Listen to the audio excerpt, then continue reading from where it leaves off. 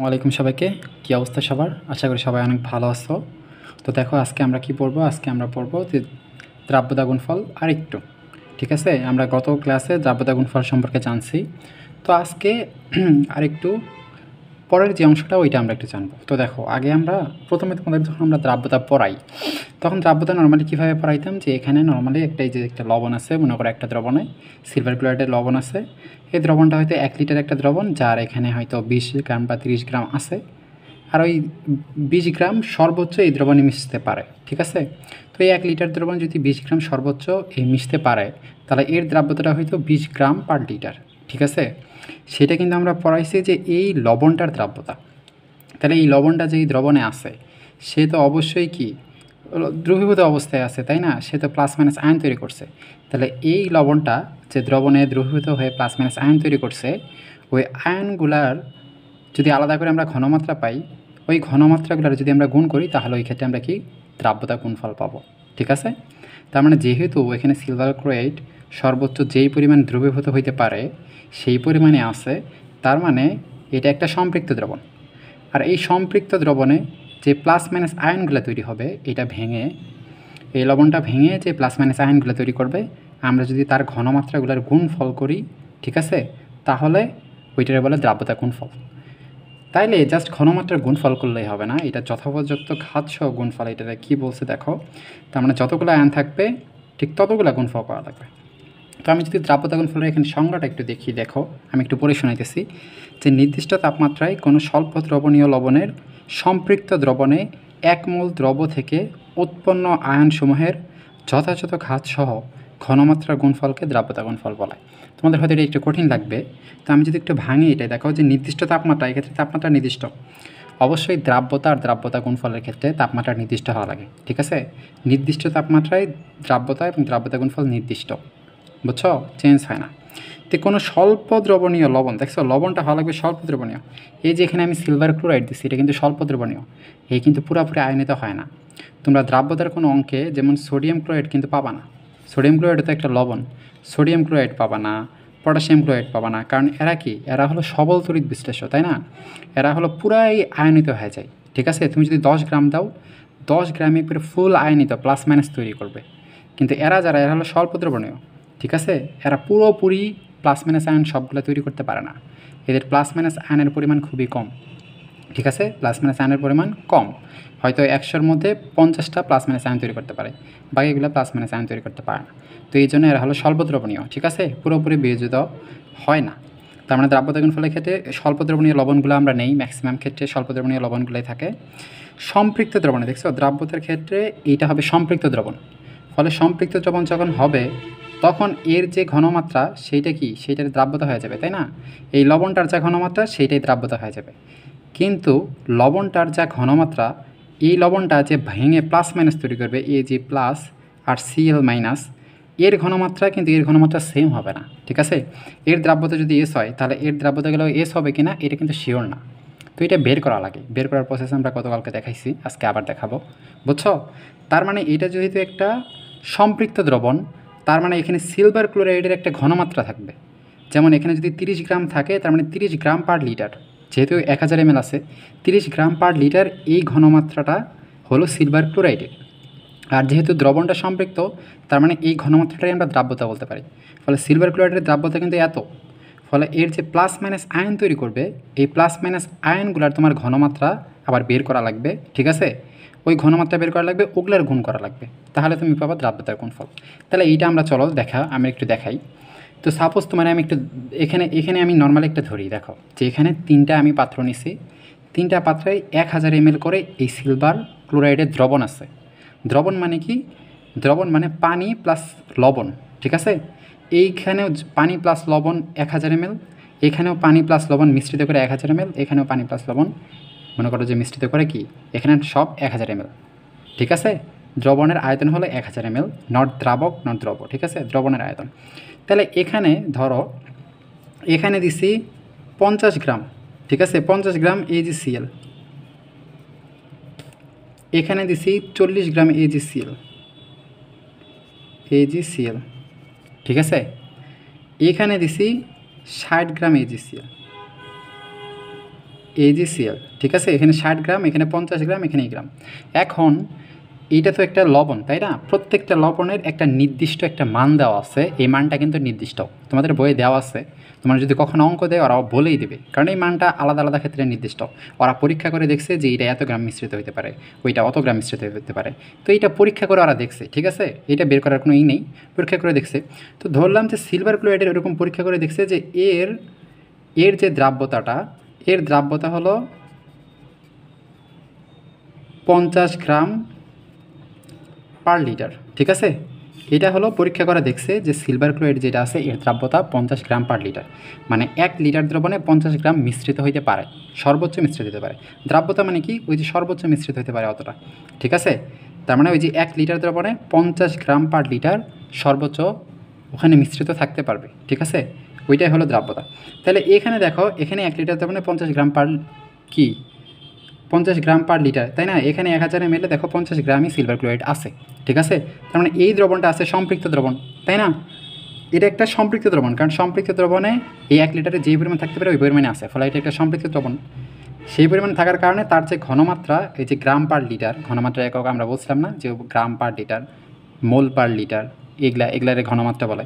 তো এটার এই ঘনমাত্রা মানে ওইটা দ্রাব্যতা, ঠিক আছে? তো এটার দ্রাব্যতা এত। এখন এইটার দেখো, এইটার কিন্তু 50 গ্রাম সর্বোচ্চ থাকতে পারে, কিন্তু এখানে 50 গ্রামের কম আসছে না, ফলে এটা একটা কি অসম্পৃক্ত দ্রবণ, তোমরা জানতা, এগুলো আমরা আগে পড়াইছি, ঠিক আছে? অসম্পৃক্ত দ্রবণ। আর এইটা কি? এইটা একটা অতিপৃক্ত দ্রবণ, ঠিক আছে? অতিপৃক্ত, তাই না? অতিপৃক্ত মানে কি? এখানে 50 গ্রাম সর্বোচ্চ থাকতে পারে, কিন্তু এখানে আমাদের আছে কত? 60 গ্রাম। তাহলে তোমার তো মনে রাখা লাগছে এখানে 10 গ্রাম কি নিচে জমা পড়ে আছে, তাই তো? 10 গ্রাম জমা পড়ে আছে, কারণ সর্বোচ্চ ওই পরিমাণে তো মিশ্রিত হতে পারে। কিন্তু তুমি যখন এইটার ঘনমাত্রা হিসাব করবা, যেমন এখানে 50 গ্রাম পার লিটার, এখানে কিন্তু 60 গ্রাম পার লিটার লিখছো, কিন্তু এখানে কিন্তু 60 গ্রাম কিন্তু মিশ্রিত অবস্থায় আছে নাই, কারণ মিশ্রিত হইতে পারে এই তো 50 গ্রাম, বাকি 10 গ্রাম তো নিচে জমা হয়ে আছে। কিন্তু তুমি যখন ঘনমাত্রা বের করবা তখন তোমার ওই নিচে যেটা জমা হয়ে আছে ওইটারও হিসাব করা লাগবে।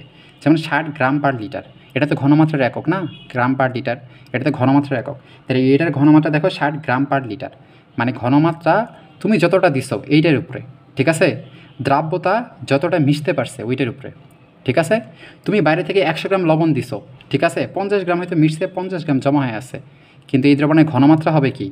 50 গ্রাম, 100 গ্রাম পার লিটার, ঠিক আছে? কারণ তুমি বাইরে থেকে 100 দিছো, কত মিশতে পারছে না মিশতে পারছে ওটা বিষয় না, কিন্তু দ্রাব্যতা তো ওই সেমই থাকবে, এই যত গ্রাম মিশ্রিত হইতে পারছে সর্বোচ্চ 50 গ্রাম, ওইটাই ওর দ্রাব্যতা। ফলে বাইরে থেকে তুমি 100 গ্রাম দিলে 1 লিটারের মধ্যে 50 গ্রাম মিশ্রিত হইতে পারলো, ফলে এই যৌগের যে দ্রাব্যতা 50 গ্রাম পার লিটারই আছে, কিন্তু এর ঘনমাত্রা কত হয়েছে? 100 গ্রাম পার লিটার, ঠিক আছে? কারণ ঘনমাত্রার সময় তুমি যতটা দিছো বাইরে থেকে যতটাই দাও সব কয়টা তোমাকে ব্যবহার করতে হবে, কিন্তু দ্রাব্যতার ক্ষেত্রে জাস্ট যতটা মিশতে পারছে এটার মান নির্দিষ্ট। তাহলে এই যে তিনটা দ্রবণের ক্ষেত্রে আমরা দেখলাম এখানে যতটা হইতে পারে অতটাই আছে, ঠিক আছে? এখানে বাকি। তাহলে এই যে এটা আমাদের দ্রাব্যতা গেল, এবার আসো দ্রাব্যতা গুণফল, তাই না? এখন আমরা গুণফলের মধ্যে ঢুকবো। তাহলে এই যে এইটা এখন এদের তো প্লাস মাইনাস ভাঙতে হবে, যেখানে বলছে যে স্বল্প দ্রবণীয় লবণ সম্পৃক্ত দ্রবণ, তার মানে দ্রাব্যতা গুণফল কেবল এর ক্ষেত্রে আসবে। তো এই দুইটার ক্ষেত্রে আমি দ্রাব্যতা গুণফল বের করতে পারবো না, তাই না? এই দুইটার ক্ষেত্রে কি দ্রাব্যতা গুণফল তো এখান থেকে বের করা যাবে না, এই যে মানগুলো আছে এগুলো তো ইউজ করা যাবে না, কারণ দ্রাব্যতা গুণফল কেবল সম্পৃক্ত দ্রবণ। তো এই যে 50 গ্রাম এইটা মিশ্রিত হতে পারে এতই আছে, এটা হলো সম্পৃক্ত দ্রবণ। তাহলে এর ক্ষেত্রে এখন দ্রাব্যতা গুণফল যদি বের করে দেখো, তাহলে এই যে সিলভার ক্লোরাইডটা, এইটা যেহেতু একটা স্বল্প দ্রবণীয়, মানে উভয় পাশে আমি চিহ্ন দেবো, ঠিক আছে? যেহেতু স্বল্প দ্রবণীয় এগুলো উভয় পাশে চিহ্ন হয়, যেগুলা একদম সবল সেগুলোর এক পাশে চিহ্ন হয়। যেমন সোডিয়াম ক্লোরাইড যদি আমি দিই, তাহলে এক পাশে চিহ্ন দিয়ে সোডিয়াম প্লাস, ক্লোরাইড মাইনাস দেখবো, কিন্তু এদের উভয় পাশে চিহ্ন দেওয়া লাগবে, ঠিক আছে? Ag প্লাস আর Cl মাইনাস। প্লাস মাইনাস কীভাবে ভাঙে এটা কত ভিডিওতে দেখাইছি, তোমরা দেখে নেবা। প্রত্যেকটা বড় বড় যোগে, যেখানে আমি কয়েকটা যোগ লিখছি, প্রত্যেকটার প্লাস মাইনাস কীভাবে ভাঙবা এটা কত ক্লাস দেখলে একদম তোমাদের ক্লিয়ার হয়ে যাবে। তাহলে এইটা দেখা হয়ে গেল, ঠিক আছে? তাহলে আমি তোমাদের বলছি যে এখানে তার মানে এটা হয়ে গেল, ঠিক আছে? তাহলে এর যে দ্রাব্যতা গুণফল হবে, দ্রাব্যতা গুণফল আমি বলছিলাম, তার মানে এর তো তোমার দ্রাব্যতা ছিল কি? এস, তাই না? এর দ্রাব্যতা ছিল এস। তো এর দ্রাব্যতা যদি এস হয় তাহলে এরও হবে এস, এরও হবে এস, এটা আমরা গত ক্লাসে তোমাদের বলছি। তাহলে এই আয়নের ঘনমাত্রা যেটা, এই আয়নের ঘনমাত্রা হবে এস, এই আয়নের ঘনমাত্রা হবে এস, ঠিক আছে? এই আয়নের ঘনমাত্রা এটা এখানে এভাবে না লিখি, ফলে এখান থেকে কি লেখা যায় যে এই যে সিলভার ক্লোরাইডটা যে আমার ভাঙলো, যেটা দ্রাব্যতা এস ছিল, সেটা ভেঙে যে সিলভার আয়ন তৈরি করছে আর ক্লোরাইড আয়ন দুইটা তৈরি করছে, এই দুইটার যে ঘনমাত্রা এখন, ঠিক আছে। তো সিলভারের ঘনমাত্রা এই যে এস, ক্লোরাইডের ঘনমাত্রাও কি এস, ঘনমাত্রারে থার্ড ব্র্যাকেট দিয়ে প্রকাশ করা হয়। ঠিক আছে, যখন আমি থার্ড ব্র্যাকেট দিলাম মানে বুঝে যেতেছে যে সিলভার আয়নের ঘনমাত্রা এস, ক্লোরাইড আয়নের ঘনমাত্রা এস। এটা যেহেতু একটা একটা করে আছে এই জন্য এস এস হয়েছে। ঠিক আছে, কত ক্লাস দেখলে কিন্তু তোমরা বুঝবা এটা এস এস। তাহলে এর কেএসপি কী হবে? কেএসপি দ্রাব্যতা গুণফল। দ্রাব্যতা গুণফল হবে যে এই যে আয়ন দুইটার জাস্ট গুণফল। ঠিক আছে, ক্লোরাইড মাইনাস এই আয়ন দুইটার গুণফল। তাহলে এই আয়ন দুইটার গুণফল তুমি যদি করো সেইটা হবে আয়নিক গুণফল। ঠিক আছে, কিন্তু এই আয়নগুলোর ঘনমাত্রাকে তুমি যদি দ্রাব্যতা দিয়ে রিপ্লেস করো, এস এগুলো দিয়ে রিপ্লেস করো, তাহলে হবে আয়নিক গুণফল। ঠিক আছে, তাহলে এইটার যদি আমি এখানে একই সাথে যদি আমি কী করি, আচ্ছা তার মানে যেহেতু এটা একটা সম্পৃক্ত দ্রবণ, তার মানে এর যে আয়নগুলো আছে এদের আমি কী করতে পারবো? এস দিয়ে রিপ্লেস করতে পারবো, তাই না? কারণ সম্পৃক্ত দ্রবণের এই ঘনমাত্রাগুলো এস দিয়ে রিপ্লেস করা যায়। তাহলে এটা হবে এস ইন্টু এইটা হবে এস, তার মানে এস স্কোয়ার হয়ে গেল। ঠিক আছে, এস স্কোয়ার হয়ে গেল না? কারণ এটা এস এস, এই যে এই এসের মান কত এখন? এই যে তোমার আমি বলেই দিছি যে 50 গ্রাম পার লিটার, তাই না? এখানে 50 গ্রাম পার লিটার। তো 50 গ্রাম পার লিটার তুমি এই যে এসের জায়গা এখানে বসাই দেবা, তাহলে এখানে 50, ঠিক আছে, এটার উপর স্কোয়ার করে দেবা, তাহলে কত? 2500। একক কী আসবে দেখো? গ্রাম পার লিটার। যেহেতু স্কোয়ার আছে, এসের একক হলো গ্রাম পার লিটার, এসের উপর স্কোয়ার আছে মানে কি গ্রাম স্কোয়ার পার লিটার স্কোয়ার। ঠিক আছে, তো এই দ্রবণের ক্ষেত্রে এই যে আমি প্লাস মাইনাস এই যে ভাঙলাম, ভেঙে এসএস তৈরি করলাম, এটা হলো এটা। এখন এই দ্রবণের ক্ষেত্রে দেখো, এই দ্রবণের ক্ষেত্রে যে আমি এই দ্রবণের ক্ষেত্রে কিন্তু আর কেএসপি হবে না, কেআইপি হবে।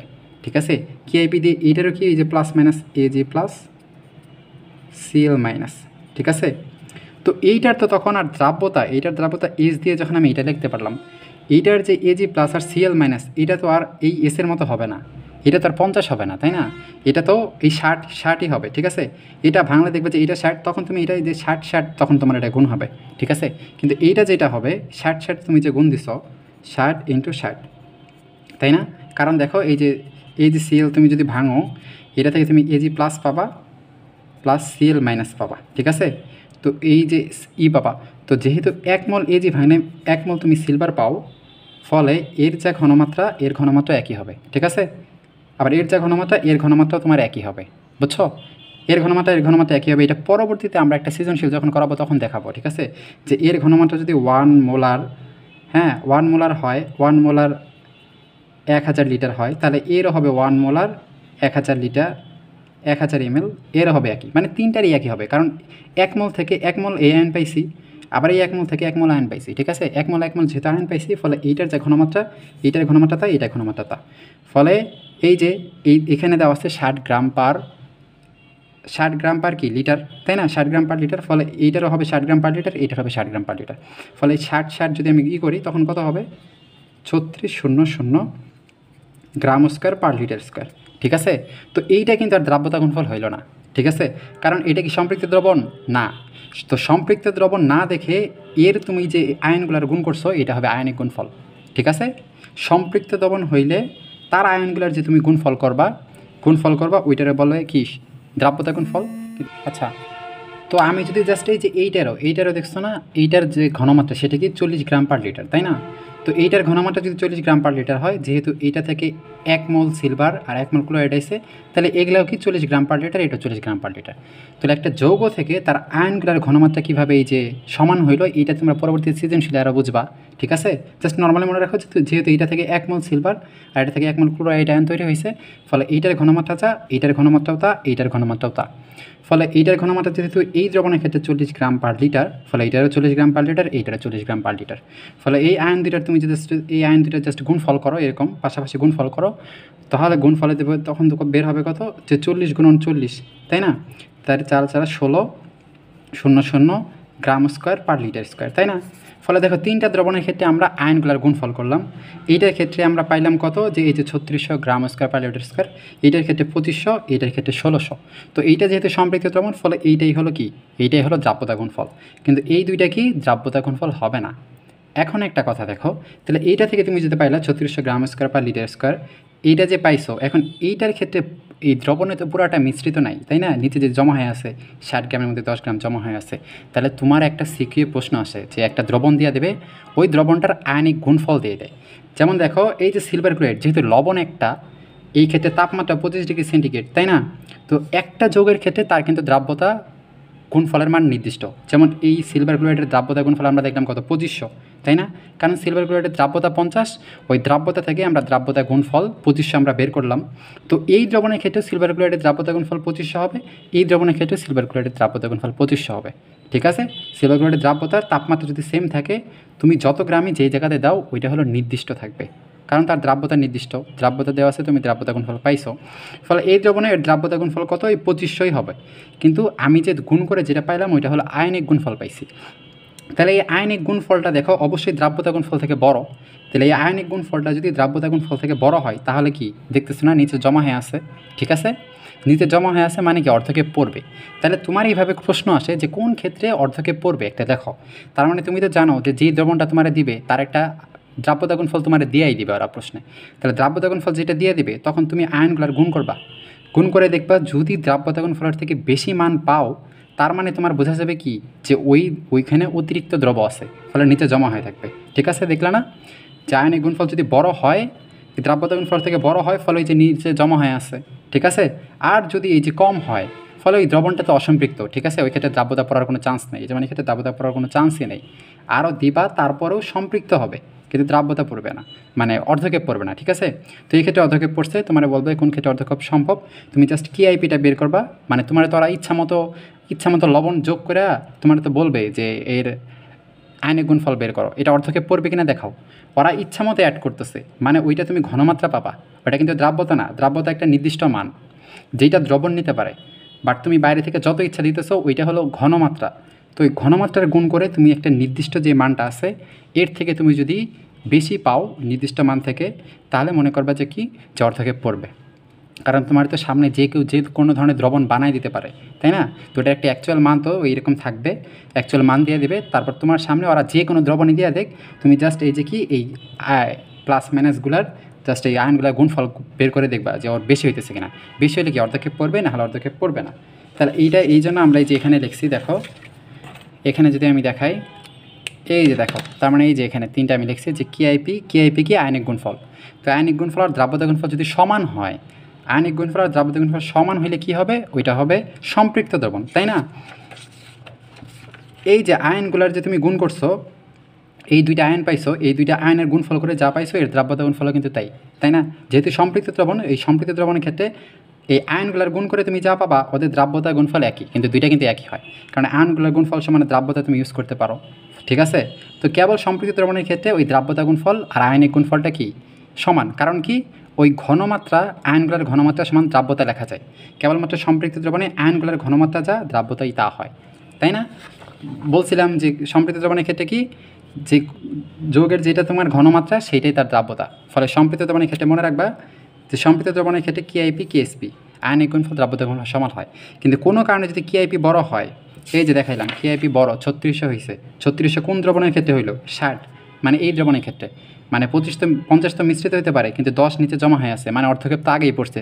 তুমি তো এটা আগেই বুঝছো যে অর্ধক্ষেপ পড়ছে, কারণ 50 মিশ্রিত হতে পারে আর এই পড়ছে। আর এর আয়নিক গুণফল বের করেও আমরা দেখলাম যে দ্রাব্যতা গুণফলের থেকে বেশি, ফলে এমনি বোঝা যেতেছে যে পড়বে। ফলে কেআইপি যদি বেশি হয় সেই ক্ষেত্রে কি অর্ধক্ষেপ পড়বে। ঠিক আছে, অর্ধক্ষেপ পড়বে। তো এইটাই তোমাদের ম্যাক্সিমাম দিয়ে দেয়, ম্যাক্সিমাম অঙ্কে কেএসপি দিয়ে দেয়। তুমি জাস্ট ওই যে আয়নগুলো বের করে গুণ করে দেখবা যে বেশি হয় কি কম হয়, ওইটা আমরা সৃজনশীল পরে দেখবো। আর কেআইপিটা যদি হয় তাহলে এটা কী হবে, সম্পৃক্ত দ্রবণ, সম্পৃক্ত দ্রবণ। ঠিক আছে, আর এই যে কেআইপি আর কেএসপি যদি বড় হয়, কেআইপি কম, যেমন এই দ্রবণের ক্ষেত্রে। ঠিক আছে, দেখছো কেএসপি বড়, কেআইপি কম। কেআইপি জাস্ট আয়নগুলো গুণ করে তুমি 1600 পাইছো, তাই না? কিন্তু এদের ম্যাক্সিমাম 2500 থাকতে পারে, তাই না? ম্যাক্সিমাম 50 থাকতে পারে, আর তাদের গুণ করে 2500 পাইছো। ফলে এইটা তো অসম্পৃক্ত দ্রবণ, কারণ এই ক্যাপাসিটির কম তুমি দিছো, 40 দিছো, তুমি আরও 10ও দিতে পারবা। ওই 10 দিলেও ওইটা মিশ্রিত হতে পারবে, মিশ্রিত হয়ে ওই সব যে দ্রাব্যতা গুণফল সেই পরিমাণ মান আনবে। ফলে যেহেতু তুমি কম দিছো, দ্রবণে নর্মাল দ্রাব্যতার থেকে কম পরিমাণ দ্রব্য আছে, ফলে তার ঘনমাত্রা আয়নিক গুণফল ওই দ্রাব্যতা গুণফলের থেকে কি কম হয়ে যাবে। ফলে সেক্ষেত্রে কি এসপি বড় হবে, কি এপি ছোটো, এটা হলো কি অসম্পৃক্ত দ্রবণ। ঠিক আছে, অর্ধক্ষেপ পড়বে না, মানে অসম্পৃক্ত দ্রবণ, অসম্পৃক্ত দ্রবণ। তাহলে অর্ধক্ষেপ পড়বে কেবল কি কেআইপি যদি বড় হয়, বাকি এই দুই ক্ষেত্রে কিন্তু কি অর্ধেকে পড়বে, এই ক্ষেত্রে অর্ধেকে পড়বে না, এই ক্ষেত্রে অর্ধেকে পড়বে না। এই ক্ষেত্রে ম্যাক্সিমাম সম্পৃক্ত অবস্থায় থাকবে, জাস্ট আরেকটু বাড়াইলে অর্ধেকে পড়ে যাবে। কিন্তু এই ক্ষেত্রে আরেকটু যদি লবণ বাড়াও তা অর্ধকে পড়বে না, আরেকটু বাড়াইতে বাড়াইতে সে সম্পৃক্ত হবে কিন্তু অর্ধকে পড়বে না। কিন্তু এক্ষেত্রে যদি আর অল্প একটু বাড়াও মিনিমাম একটু বাড়াও, তাহলে সম্পৃক্ত থেকে কি অতিপৃক্ত হয়ে যাবে, একটু যদি বাড়াও, কারণ এই ফুল ক্যাপাসিটি অবস্থায় আছে সম্পৃক্ত দ্রবণে। কিন্তু অসম্পৃক্ত দ্রবণে কি এখনও খালি খালি আছে, মানে সে আরও নিতে পারবে। আর এইটা কি অর্ধেকে পড়ে গেছে অলরেডি, তো তোমার অর্ধেকে এটা বলবে। ঠিক আছে, তাহলে এখন দ্রাব্যতা গুণফল দেখছো, এই যে দ্রাব্যতা গুণফল আর আয়নিক গুণফল পার্থক্য কোন জায়গায় দেখো, জাস্ট এই ক্ষেত্রে তুমি যখন ওই যে আয়নগুলার জাস্ট গুণ করে যখন গুণফল বের করছো, ওইটা হলো দ্রাব্যতা গুণফল। কিন্তু বাকি দুই ক্ষেত্রে যে দ্রাব্যতার কম পরিমাণ লবণ যেখানে ছিল, মানে যেইটা অসম্পৃক্ত বা অতিপৃক্ত দ্রবণ ছিল, হ্যাঁ, তো ওই ক্ষেত্রে তুমি যখন আয়নগুলোর গুণ দিয়ে বের করছো, ওইটা কিন্তু কী হয়ে গেছে আয়নিক গুণফল। ঠিক আছে, তো দ্রাব্যতা গুণফল আয়নিক গুণফলের পার্থক্য এখানেই দেখো, এখানে বসে যে দ্রবণে কোনো দ্রবের বিয়োজনের ফলে উৎপন্ন আয়নগুলোর ঘনমাত্রার গুণফলকে আয়নিক গুণফল বলে। এখানে দেখো জাস্ট দ্রবণ বসে, ঠিক আছে, যে কোনো দ্রবণের ক্ষেত্রে হতে পারে।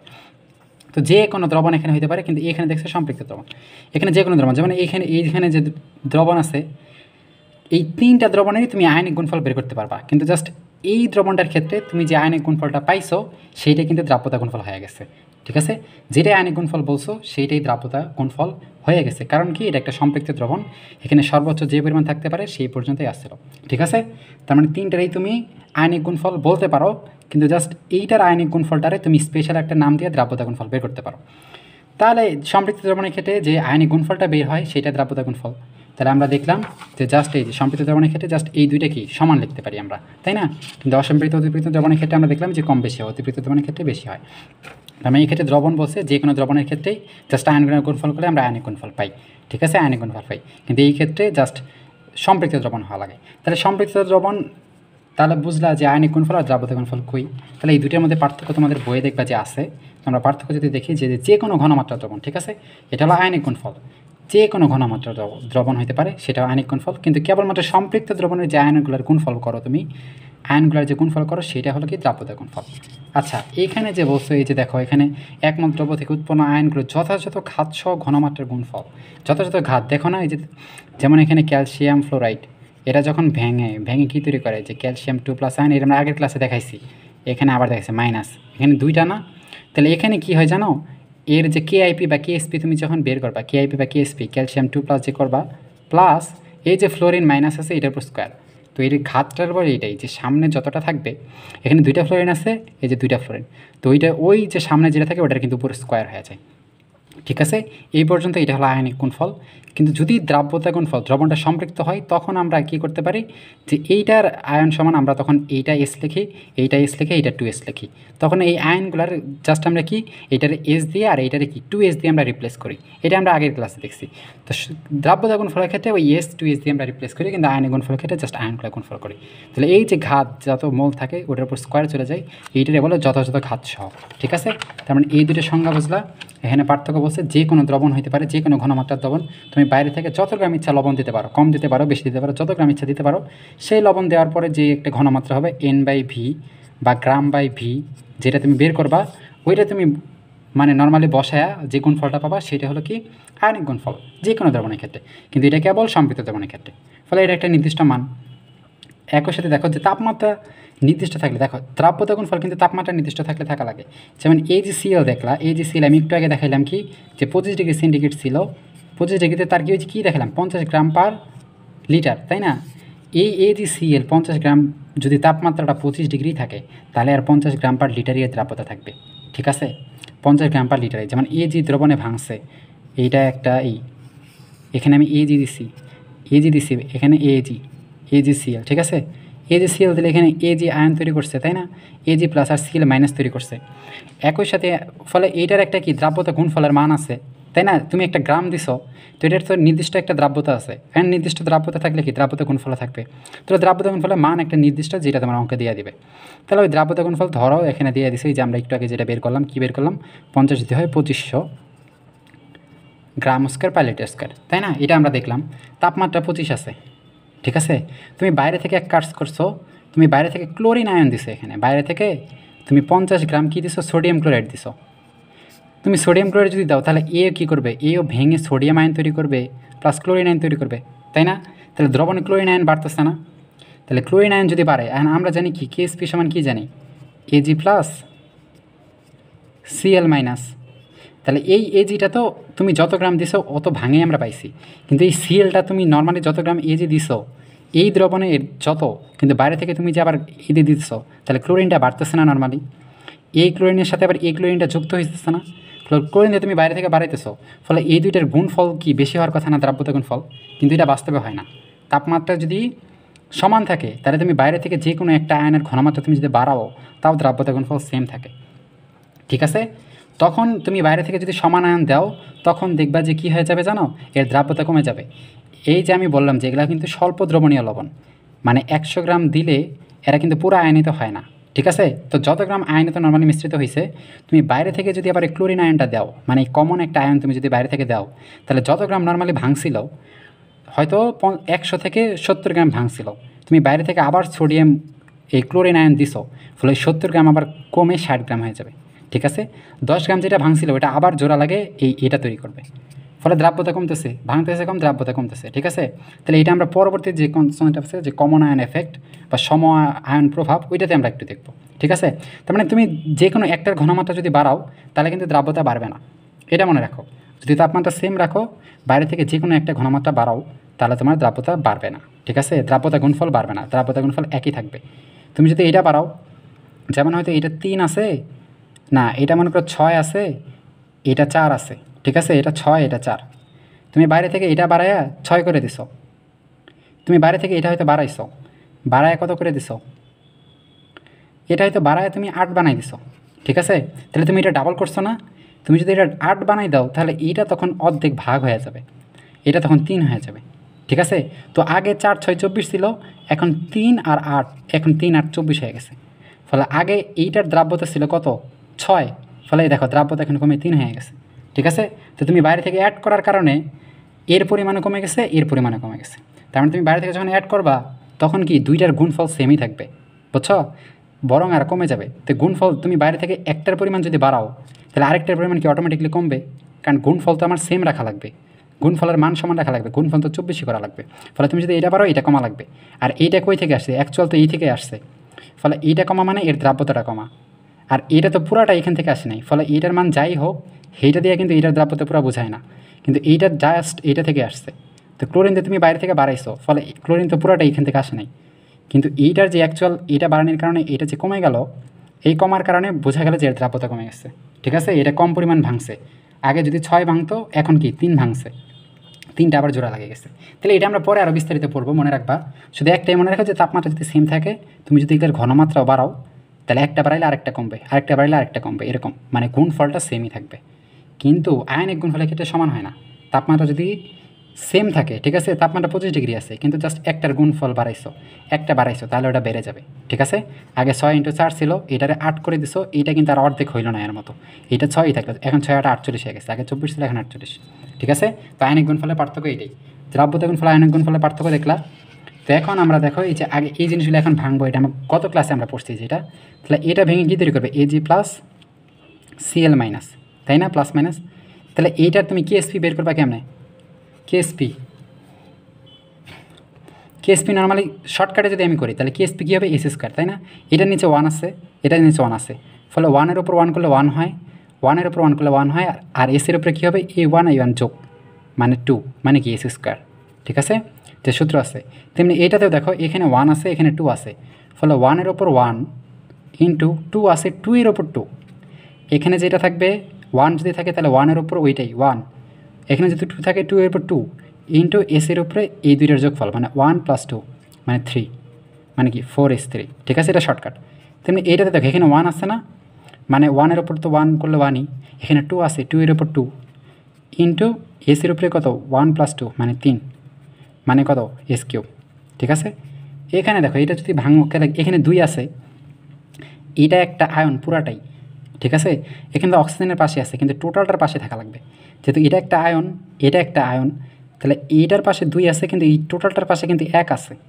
শুধু অক্সিজেন হিসাব করলে হবে না, তুমি হয়তো দেখতেছো যে এখানে 3 আছে, তো 3 তো শুধু অক্সিজেনের পাশে আছে, তো কার্বনটারে কি তুমি বাদ দিবা, কার্বনটারে বাদ দেওয়া যাবে না, তাহলে এখানে 2টা আয়ন, এটা তুমি যদি ভাঙো কী পাবা, এইটা আর CO3, এই 2টা এর সংখ্যা, এই 2টা এর চার্জ 2-, এখানে 1 আছে, 1টা এর সংখ্যা, 1টা এর চার্জ এ প্লাস, ঠিক আছে? এটা আমরা আগের ক্লাসে দেখাইছি।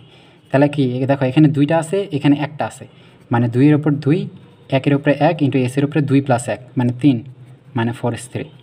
তেমনি এইটা যদি ভাঙো দেখো এখানে 3 আছে, আর এই যে এখানে দেখো টোটালটা 2 আছে, তো এখানেও তো অমন থাকতে পারতো, তাই না? এখানে কিন্তু অমন নাই। দেখো এইটা যেমন টোটালটার পরে 2 আছে, এখানে কিন্তু টোটালটার পরে নাই, এই জন্য এখানে টোটালটার পর 1 আছে। তো এইটা দেখো যে 3 আছে আর 2 আছে, মানে 3 এর উপরে 3, এখানে 2 আছে, 2 এর উপরে 2 ইন্টু এস এর উপরে এইটা প্লাস এইটা, মানে 3 + 2 মানে কত? 3 × 27, 3 এর উপরে 3 27, 4 ইন্টু S5, 108 S5। এগুলো হলো প্রত্যেকটা দ্রাব্যতা গুণফল। তোমার যদি দ্রাব্যতা এস এর মান দিয়ে দেয়, তুমি এগুলো বসায় দ্রাব্যতা গুণফল বের করতে পারবা। অথবা তোমার যদি KSP দ্রাব্যতা গুণফলের মান দেয়, তাহলে 108 S5 তুমি এস এর মান বের করতে পারবা। তাহলে আমরা গত ক্লাসে 3টা অঙ্ক দেখাইছি। তাহলে আমরা দ্রাব্যতা গুণফল সম্পর্কে আজকে ক্লাসে এই পর্যন্ত জানতেছি। নেক্সট ক্লাসে অর্ধক্ষেপের অঙ্ক, আমরা স্পেশাল টাইপের অঙ্ক, অর্ধক্ষেপের অঙ্ক আর যে সময়ায়ন প্রভাব, ঠিক আছে, খুবই সৃজনশীলের জন্য গুরুত্বপূর্ণ জিনিসগুলো, ওগুলো আমরা দেখবো নেক্সট ক্লাসে। তো আল্লাহ হাফেজ সবাইকে।